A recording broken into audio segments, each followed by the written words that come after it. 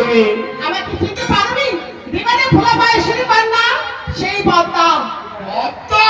হ্যাঁ। এই আত্মভক্তি মহামায়া জগদ্ধারণী মা, তুমি কৃপা করো মা। কোন সৈন্য আমার রাজ্যে আক্রমণ করতেছে মা?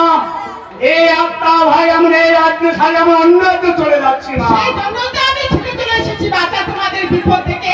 তাই তো বলছি তোমাদের কোনো ভয় নেই, আমি তো রয়েছি।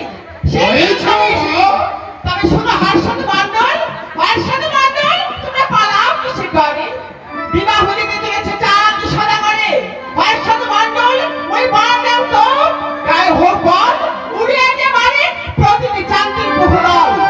যাও আমার আশীর্বাদ মাথায় দিয়ে ওই ছুটি দিয়ে প্রতিটি চাঁদ সদাগরের পালি পড়ে তোমরা ধ্বংস করে দিয়ে আসো।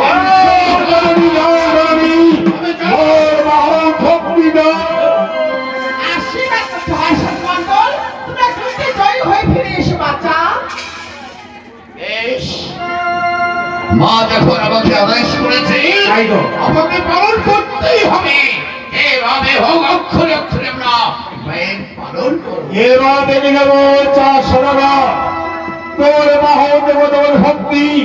তুই জানো না এই রাজ্যের অধিকার হর্ষদ মণ্ডল, তার কাছে অনুমতি না নিয়ে বিনা অনুমতি তুমি রাজ্যের উপরে যাচ্ছ।